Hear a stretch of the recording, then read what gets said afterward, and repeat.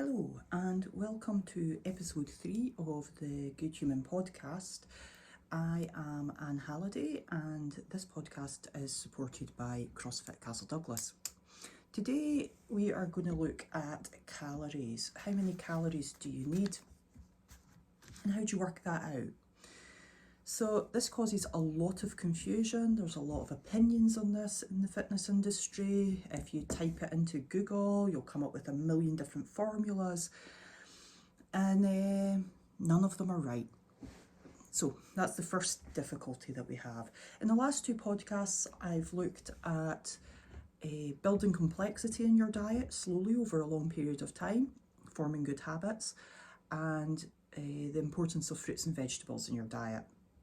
But I know from experience, I've been in this industry a very long time, that what everybody wants to know is how many calories should they eat.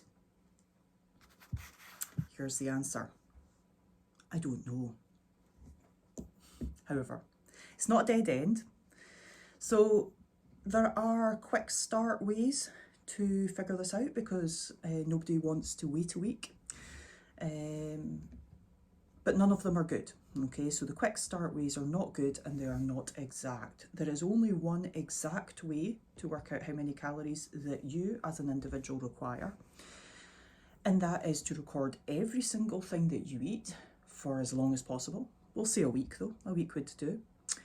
And then you divide that week, that's 7 days, by 7, and then you get your average number of calories per day from that week. Now, that's assuming that you were maintaining your body weight during that week and you weren't starting to try to do something differently. So say that number came out at 2,000 for simplicity's sake. So you're maintaining your body weight at 2,000 calories per day. For you to lose body weight, okay, then you're going to need to bring that number down. So you're going to have to eat less than the number of calories that was allowing you to maintain your body weight. Now, it's not quite good enough to do it Monday to Friday and miss out the weekend. You have to include the weekend because typically what happens with people, and this happens with, I would say, the majority of people, is that they eat less calories Monday to Friday and they eat far more calories over the weekend. And often that is actually where the wheels come off. So they do fairly well Monday to Friday and then they eat twice as many calories over the weekend. So, and yes, you can undo Monday to Friday on Saturday and Sunday. You can undo Monday to Friday on Friday night, depending on what the deficit was that you were eating at. So this is assuming a little bit just now that we're looking for a reduction in body mass, body fat. So reduce that down by about 300 calories a day. We're looking at 1,700 calories now. Now, from there, what you will do is you need to eat those 1,700 calories consistently for the next week. Did you lose weight? Yes or no? Now, the only way that you are going to know whether or not those 1,700 calories is the right amount of calories for you is by being consistent. So that takes us back to the last podcast, episode 2. It's really, really important for your success in terms of so there's a lot of different ways to lose body weight, okay? If you want to do it by the book and know for certain that you are not messing up somewhere. So as people say to me, I can't lose weight. Doesn't matter what I do, I can't lose weight. Generally speaking, what they're actually meaning is that they haven't been recording everything. It's not that they can't lose weight, it's that they haven't taken the time and put the patience and put the work into recording everything that they eat. And I'm not going to lie, that does take work. And it's laborious. And not that many people really enjoy doing it. Some do. So, if you want an exact account of your diet, you have to record everything you eat. Now, most of us use the app MyFitnessPal. MyFitnessPal. That's going to help you immensely because it also gives you a breakdown of carbohydrates, proteins and fats, which I'm going to talk about more as we go through the episodes of this podcast. So that's how you work out your calories. You literally record everything you eat for a week, take an average for one day, reduce that down appropriately for yourself, eat at that number of calories for another week. Did you lose weight? Did you stay the same? Did you gain weight? Were you honest with your recording? And we take it from there.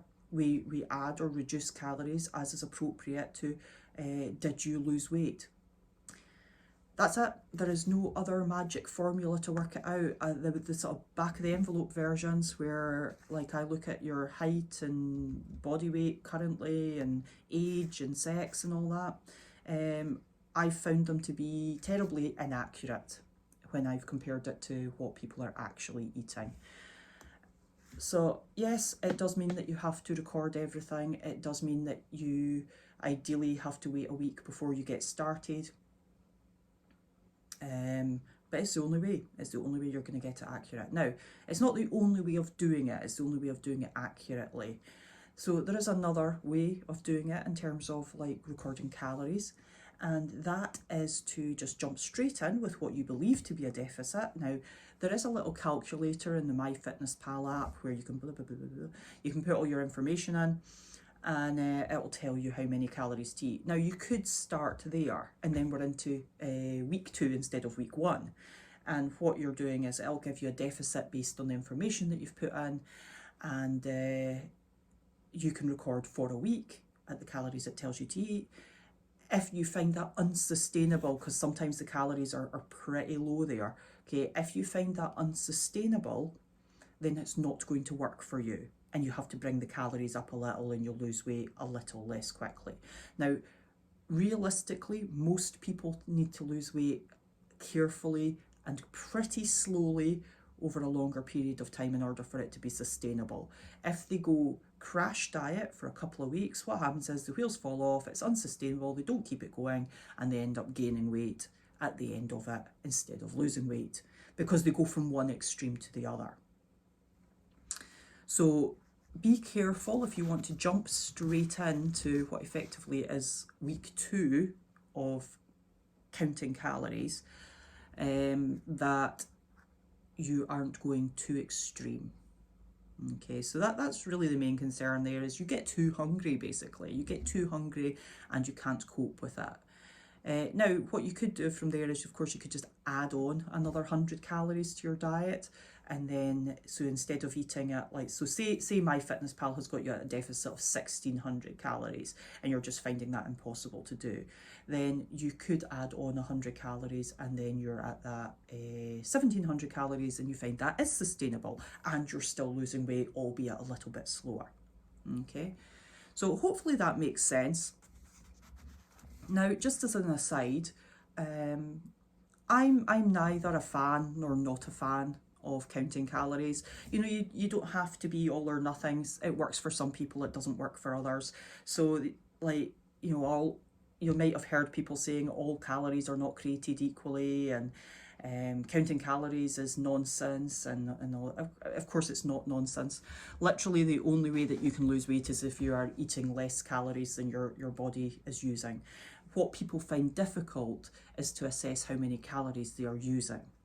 So people often overestimate their activity levels. Oh, and as a point on that, if you connect MyFitnessPal to your Fitbit, don't let it include the exercise. Okay, so do not include activity into your calories on MyFitnessPal. You very, very rarely need to eat more for activity. Okay, so say you burn 300 calories in a workout, you very, very, very rarely need to eat those calories. Sorry. I'll talk about endurance exercise and endurance sport and maybe the need to eat to fuel, and I'll talk about athletes and eating to fuel in a later podcast. For now, this is just for the very basics, okay? And honestly, the basics apply to the vast majority of people. There are not that many people listening to this who need to eat to fuel. Okay, there's just not that many people who need to eat to fuel. Most of us are physical activity through specific exercise is just stopping us from being overly sedentary. So,